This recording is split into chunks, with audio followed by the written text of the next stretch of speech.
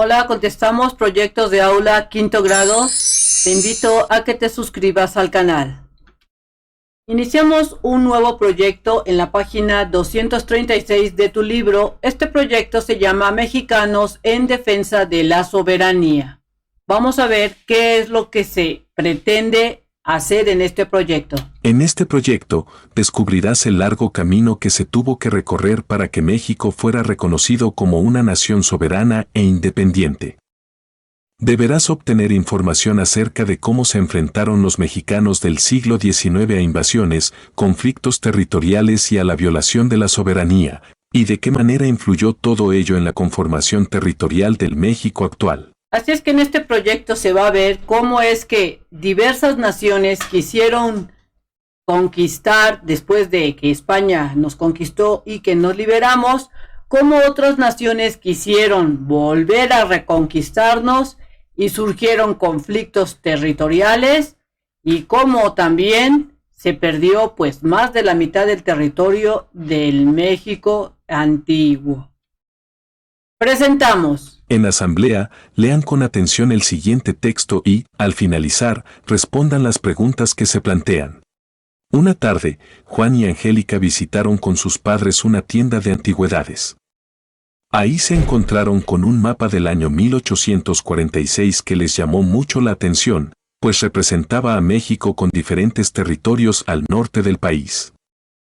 En la tienda también encontraron varias imágenes que representaban batallas en donde destacaban los soldados y banderas mexicanas, pero la bandera de los contrarios era diferente.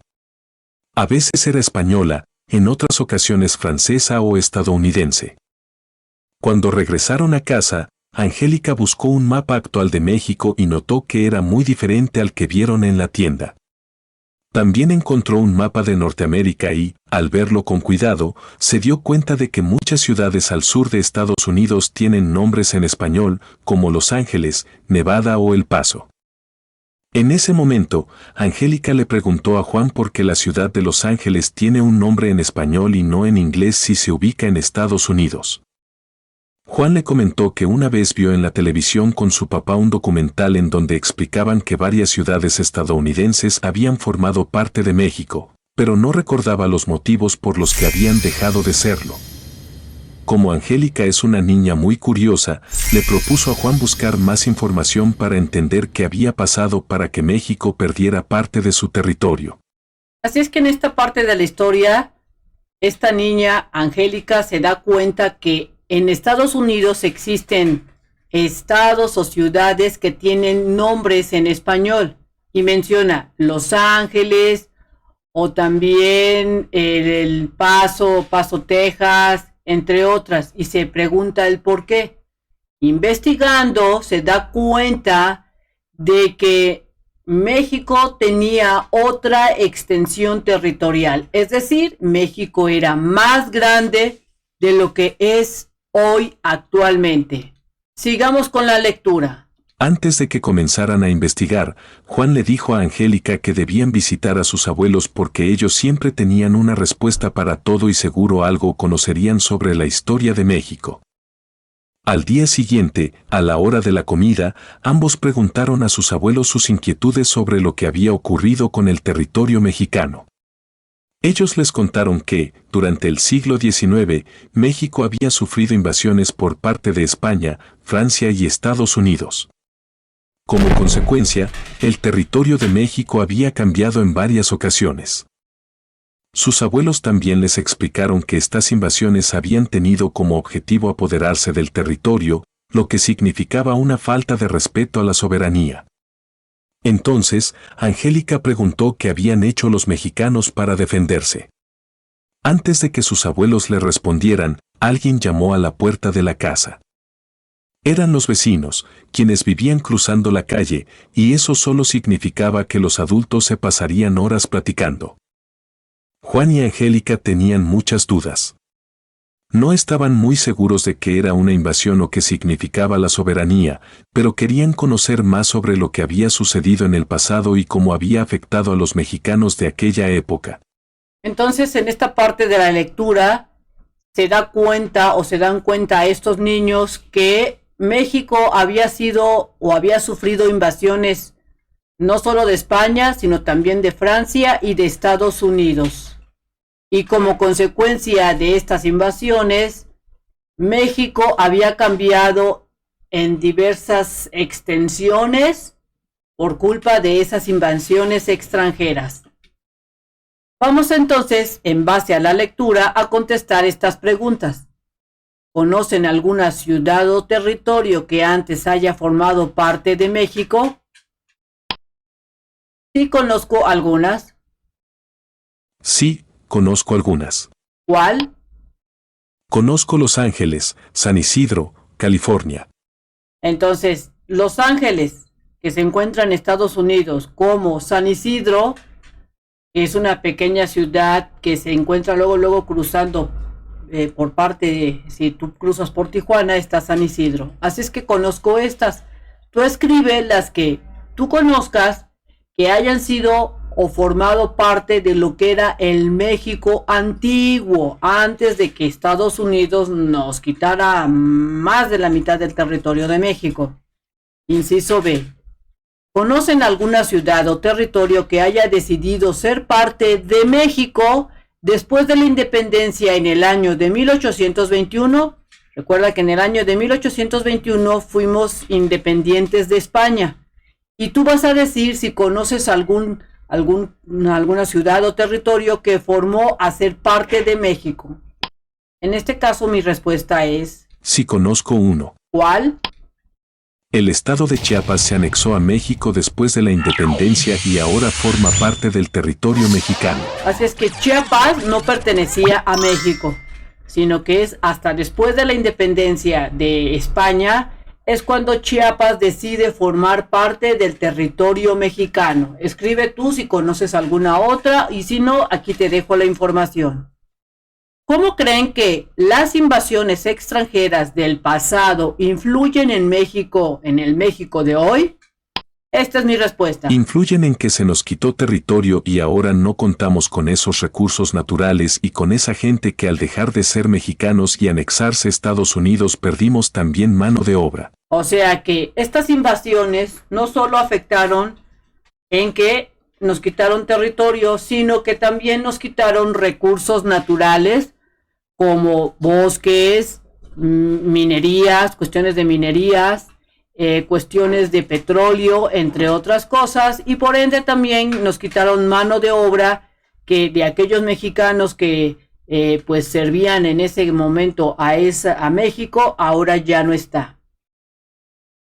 Pasemos a recolectamos. 1. De manera individual, pero sin olvidar que perteneces a una comunidad. Consulta la biblioteca de aula, visita la biblioteca pública o busca en internet con ayuda de un adulto los siguientes términos y escribe en la tabla su descripción junto con un ejemplo. Así es que es momento de irse a investigar, ya sea en la biblioteca o en el internet, o tal vez también encuentres información en tu libro de saberes.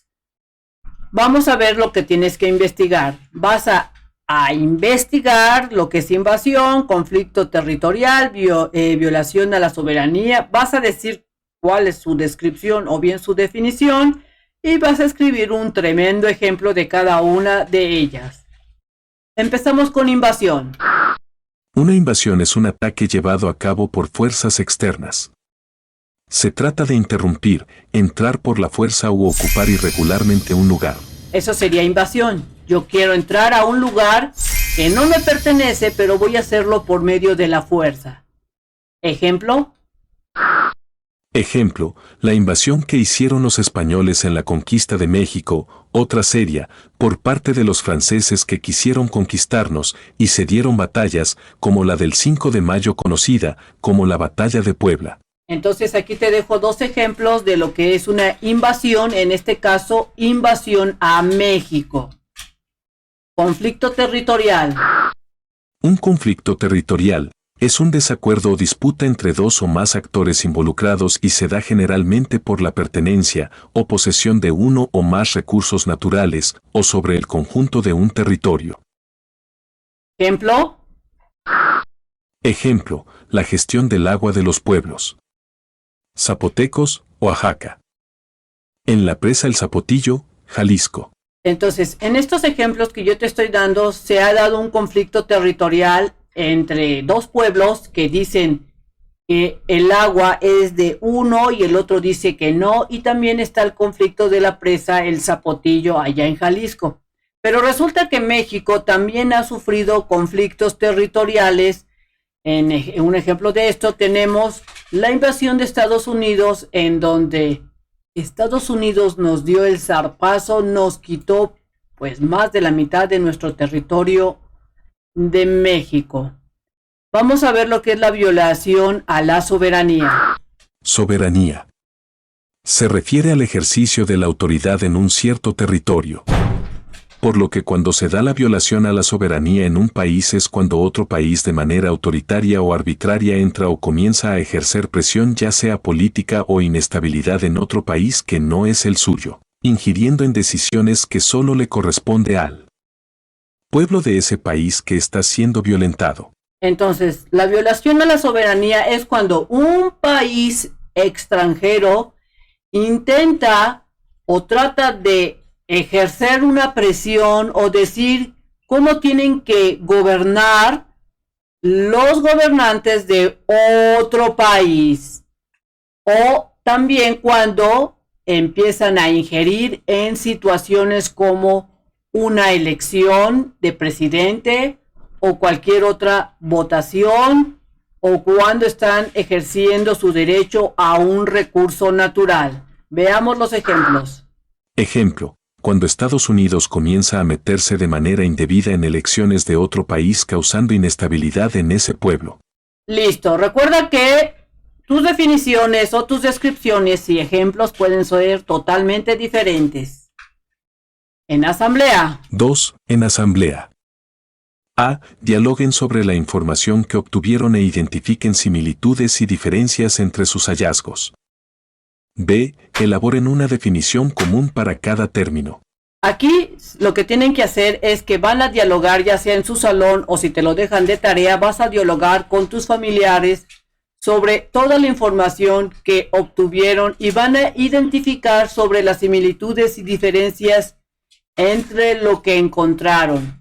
Y van a elaborar una definición, solo una, me imagino que de manera grupal, y si te lo dejan de tarea, tendrás que hacer tu propia definición sobre los conceptos que se vieron en la página o en el ejercicio anterior.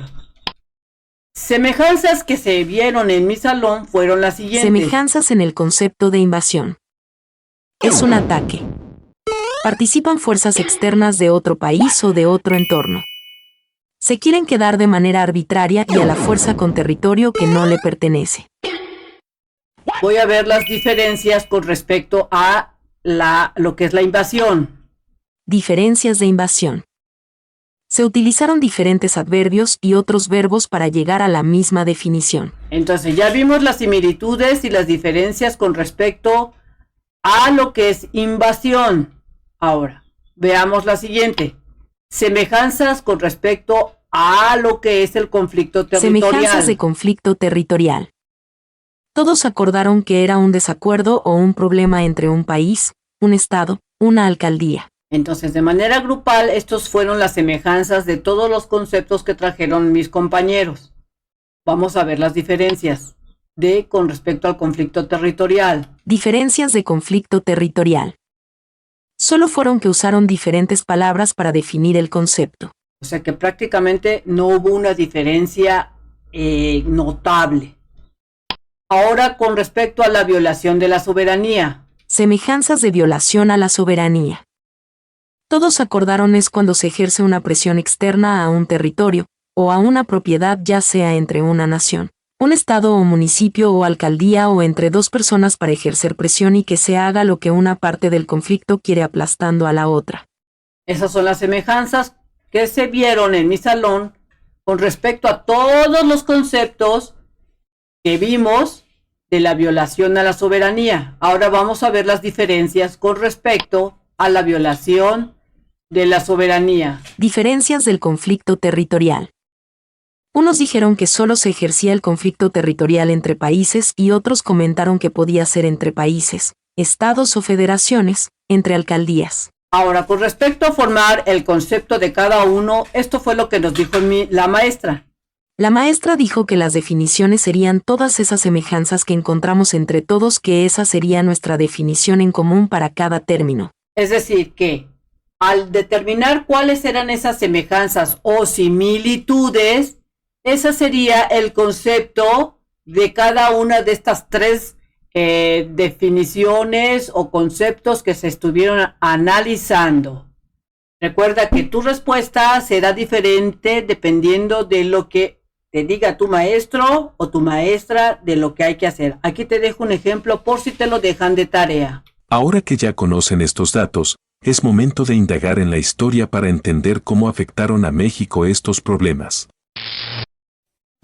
Recuerda visitar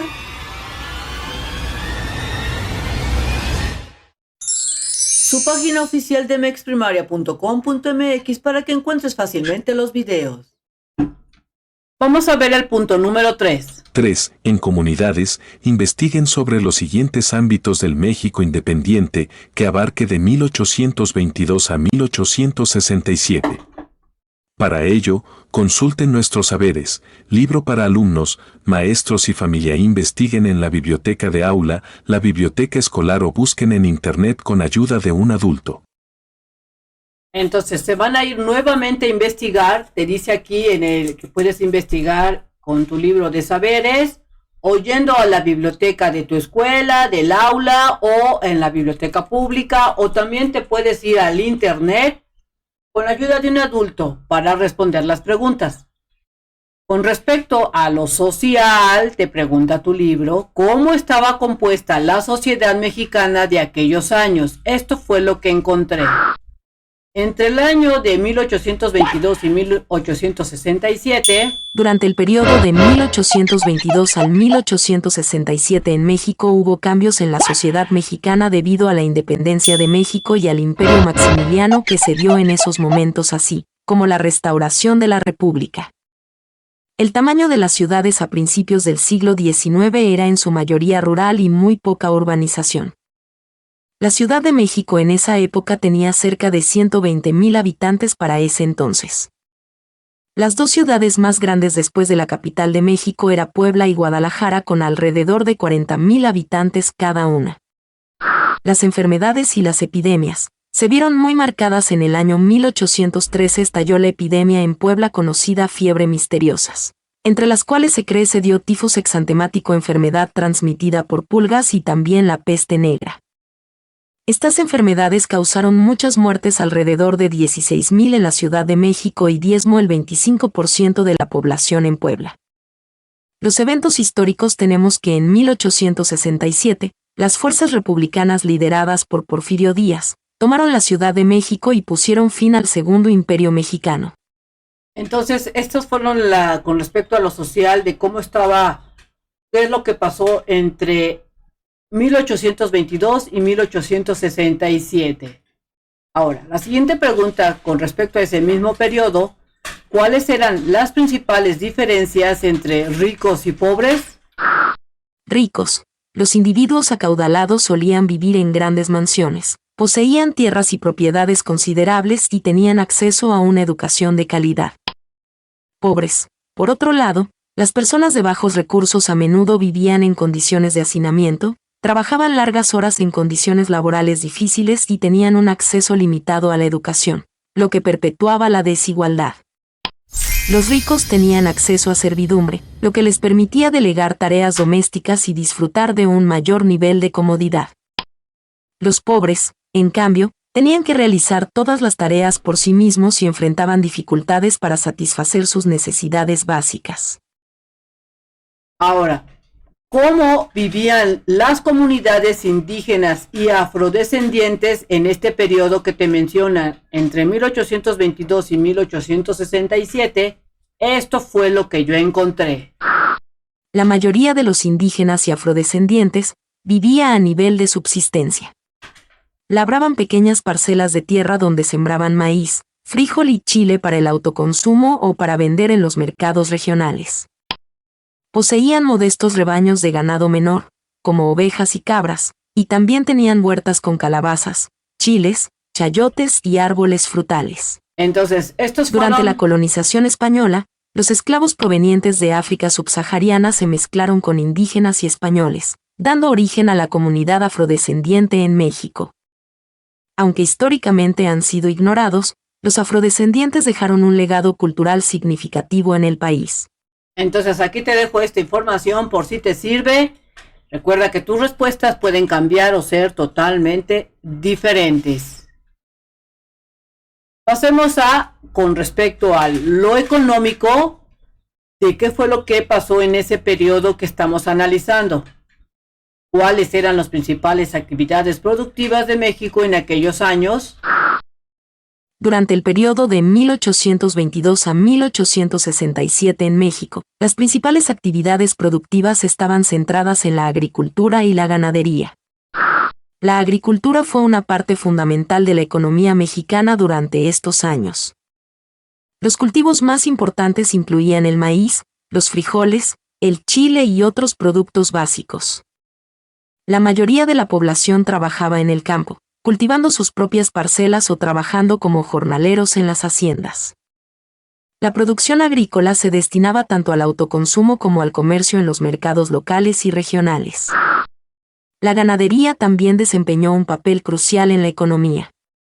Se criaban reses, ovejas, cabras y otros animales para obtener carne, leche, lana y cuero. Las haciendas ganaderas eran comunes en todo el país, y los productos ganaderos se comercializaban tanto a nivel local como internacional. Ahora vamos a buscar, o bueno, ustedes van a buscar, yo te presento lo que yo encontré sobre con qué países comerciaba en ese entonces México en esa época que estamos investigando. Comerciaba con países como Estados Unidos, Inglaterra, España y Francia, Colombia, Perú y Chile. ¿Cómo obtenían recursos económicos el gobierno? Durante el periodo de 1822 a 1867, el gobierno mexicano obtuvo recursos económicos a través de diversas fuentes. A continuación, te presento algunas de las principales formas en que se financiaba. El gobierno recaudaba impuestos de la población. Para obtener ingresos, el gobierno vendía tierras y propiedades nacionales. México recurrió a empréstitos, préstamos, tanto internos como externos para financiar proyectos y cubrir gastos. La deuda externa también fue una fuente importante de financiamiento. La minería, especialmente la extracción de plata, generaba ingresos significativos para el país. El gobierno otorgaba monopolios para la explotación de ciertos productos, como el tabaco y el aguardiente. Las rentas provenientes de propiedades y actividades estatales también contribuían a los recursos económicos. Entonces, aquí te dejo la información por si te llega a servir. Vamos a ver con respecto a lo político de la misma época que se está hablando entre 1822 y 1867. La pregunta es, ¿cuáles eran los grupos políticos de aquella época? Entre 1822 y 1867, México experimentó un periodo de gran inestabilidad política, marcado por la lucha entre diferentes grupos con visiones opuestas para el futuro del país. Los principales grupos políticos que surgieron durante este periodo fueron iturbidistas, republicanos, borbonistas, federales, centralistas, liberales, conservadores, militares. Entonces, estos fueron los principales grupos políticos, estos 8 que te acabo de mencionar. Ahora, contestamos, ¿qué forma de gobierno prefería cada grupo, estos que te acabo de decir? Ahí te va la información. 1. Iturbidistas. Favorecían una monarquía constitucional con Agustín de Iturbide como emperador. Buscaban mantener la estructura social y política colonial, incluyendo la hegemonía del clero y la aristocracia. Se asociaban con el conservadurismo y la tradición. 2. Republicanos. Abogaban por una república federal con un gobierno descentralizado. Defendían las ideas liberales de libertad, igualdad y fraternidad. Buscaban limitar el poder del clero y la aristocracia, y promover la reforma agraria y la educación pública. 3. Borbonistas. Anhelaban el regreso de la monarquía española a México. Rechazaban la independencia y preferían el sistema colonial. Tenían poco apoyo popular, pero representaban una amenaza constante para la estabilidad política. 4. Federales. Propugnaban por un sistema federal de gobierno, con mayor autonomía para los estados. Defendían los derechos individuales y las libertades civiles. Se asociaban con el liberalismo y la reforma. 5. Centralistas. Preferían un gobierno centralizado, con un poder fuerte en manos del gobierno federal. Buscaban mantener el orden y la unidad nacional. Se asociaban con el conservadurismo y la tradición. 6. Liberales. Defendían las ideas del liberalismo clásico, como la libertad individual, la separación de poderes, el libre mercado y la libertad de expresión. Buscaban reformas sociales y económicas, como la abolición de la esclavitud y la distribución de la tierra. Se oponían al poder del clero y la aristocracia. 7. Conservadores. Favorecían un sistema político tradicional, con un papel importante para la Iglesia Católica y el ejército. Se oponían a las reformas liberales y defendían el orden social establecido. Buscaban mantener la unidad nacional y la estabilidad política. 8. Militares. Jugaron un papel crucial en la política mexicana durante este periodo, a menudo tomando el poder por la fuerza. Sus lealtades podían cambiar dependiendo de las circunstancias y sus intereses personales. Algunos militares apoyaron a los liberales, mientras que otros se aliaron con los conservadores. Entonces aquí te dejo qué tipo de gobierno prefería cada uno de estos 8 movimientos o grupos políticos. Pasemos al punto número 4. 4. Diseñen un tríptico con la información que encontraron. Ilústrenlo con imágenes históricas que consideren interesantes. Entonces, de acuerdo a la información que yo encontré sobre los liberales, centralistas, conservadores y militares, hice mi tríptico, lo puse aquí las definiciones y luego coloqué diversas imágenes respectivamente dependiendo del grupo político. Hice mi carátula de mi tríptico y por el otro lado de la hoja seguí poniendo la información. Listo. Bien amigos, esto sería todo en este video. Espero que te sirva toda la información que se estuvo viendo. Si fue así, te invito a que la compartas con aquellos que la requieran para que puedan hacer sus tareas más fácilmente. También puedes compartir el canal de MEX Primaria a otros compañeros de primero, segundo, tercero, cuarto, quinto y sexto para que puedan realizar sus tareas más fácilmente. Te invito a que te suscribas si no lo has hecho, me regales el like y le des clic en la campanita de las notificaciones. Y recuerda que nos vemos bien prontito en el próximo videito.